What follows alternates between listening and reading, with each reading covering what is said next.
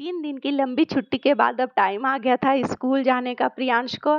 तो उसको ऐसा हो जाता है, एक लंबा गैप होता है तो उसको स्कूल जाने का बिल्कुल भी मन नहीं कर रहा था। तो आज वही दिन था, बिल्कुल भी जाना नहीं चाह रहा था। मैं नहीं जाऊँगा बोल रहा था और उसी तरह से स्कूल मैंने उसे टाटा बाय-बाय करके भेज दिया, क्योंकि उसका स्कूल जाना कितना ज़रूरी है मैं जानती हूँ। सुबह-सुबह का नज़ारा बहुत अच्छा लग रहा था। सुबह-सुबह घर आते ही मैंने सारे विंडोज़ खोल दिए ताकि जो भी फ्रेश एयर है घर में आ सके।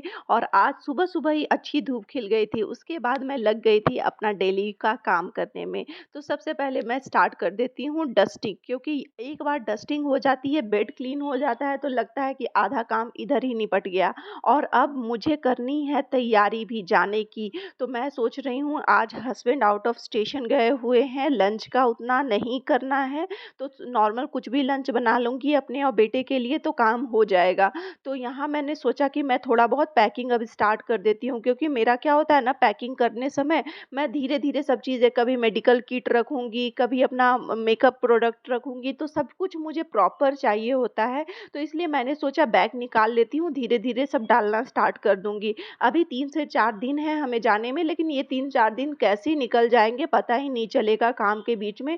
तो बहुत दिनों से रखे हुए मैं अपने ट्रॉली बैग को निकाल रही हूँ, तो इसको भी क्लीन करना पड़ेगा। बहुत दिन से ये हस्बैंड का वार्डरोब है, तो बहुत दिन से रखे-रखे हस्बैंड और मैंने भी ध्यान नहीं दिया, ये वाला एरिया बहुत ज़्यादा डस्टी हो गया है, तो इसे क्लीन करना भी ज़रूरी हो गया है। तो यहाँ सबसे पहले मैंने बैग निकाला और इसमें ऑलरेडी कुछ-कुछ भरा हुआ है, मुझे कोई आइडिया नहीं था इसमें क्या भरा हुआ है। फिर मैंने जैसे ही खोला, इसमें पूरा भरा हुआ है, तो मेरे पास एक टेंशन हो गया कि मैं इस बैग को ले जाऊँगी तो इस बैग का सामान कहाँ रखूँगी? तो फिर मैं एक-एक करके चीज़ें निकाल के देखने लगी, तो मुझे पता चला इसमें सारे विंटर वियर, जो हैवी विंटर वियर होते हैं ना, वो सारे कपड़े थे। और ये सब कपड़ों का यूज़ बैंगलोर में रेयरली होता है, तो यही सब कपड़े थे। और कपड़े खरीदते समय एकदम नहीं समझ में आता है, और कपड़ों को एडजस्ट करते-करते ना बहुत हालत ख़राब हो जाती है। कभी इधर ने रखना पड़ता है, कभी उधर रखना पड़ता है, और किसी को देते हुए भी लगता है कि अभी तो न्यू है, ये है, वो है, सब सोचते-सोचते ना बहुत सारे कपड़े इकट्ठा हो जाते हैं।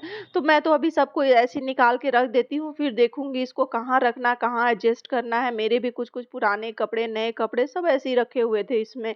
तो अब ये मेरे कुछ बुक्स रखे हुए हैं मेरे मास्टर्स के, तो वो सबको भी निकाल देती हूँ। तो यहाँ अभी ट्रॉली मेरी खाली हो गई है, और ये ट्रॉली के साथ मेरी बहुत सारी यादें जुड़ी हैं। कैसी यादें?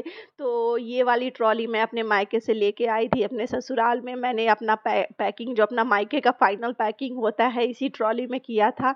तो ये मेरे दिल के बहुत ज़्यादा करीब है, मुझे बहुत अच्छा लगता है ये ट्रॉली के साथ। मैं मन इमोशनल हो जाती हूँ ये ट्रॉली को जब भी देखती हूँ, कि मुझे उस समय आइडिया नहीं था कि ये पैकिंग इतनी खतरनाक होने वाली है कि मेरा पत्ता ही अपने मायके से काट देगी।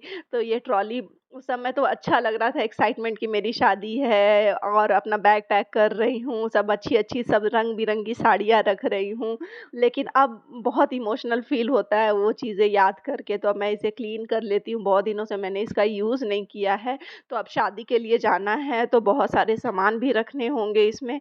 तो इसीलिए मैं सोचा कि यही वाली ट्रॉली लेती हूँ, छोटी वाली से काम नहीं होगा और अच्छे से रहेगा। सारे कपड़े जितने भी पार्टी वियर है, वो अच्छे से इसी में सेट रहेंगे। तो यहाँ मैंने इसे क्लीन कर दिया अच्छे से, और धीरे-धीरे अभी पैकिंग स्टार्ट करूँगी तो ही कुछ चीज़ें नहीं छूटेगी, नहीं तो म अगर उधर जाने के बाद मुझे अफ़सोस होने लगता है अगर कोई चीज़ें भी छूट जाती है तो। तो अभी से ही धीरे-धीरे, जैसे मैं सोती हूँ, सोने टाइम मुझे याद आता है ये भी पैक करना है, तो उस समय मैं पैक कर लूँगी।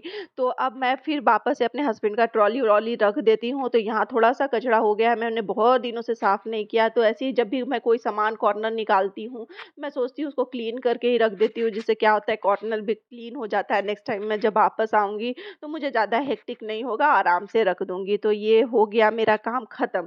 अब मेरे पास सोचना क्या था, अभी तो बैंगलोर के हिसाब से मैं अगर चलूँ तो मैं तो समर के कपड़े रखूँगी, क्योंकि यहाँ अभी बिल्कुल समर वाला सीज़न हो गया है, बिल्कुल कड़ी-सी धूप होती है जिसमें आप खड़े नहीं हो सकते हैं, और एकदम फ़ैन का ज़रूरत होता है। लेकिन मैं अपने घर में जब बात करती हूँ तो पता चलता है उधर कड़ाके की ठंड गिर रही है, तो मुझे समझ में नहीं आ रहा था मैं पैकिंग किस हिसाब से करूँ?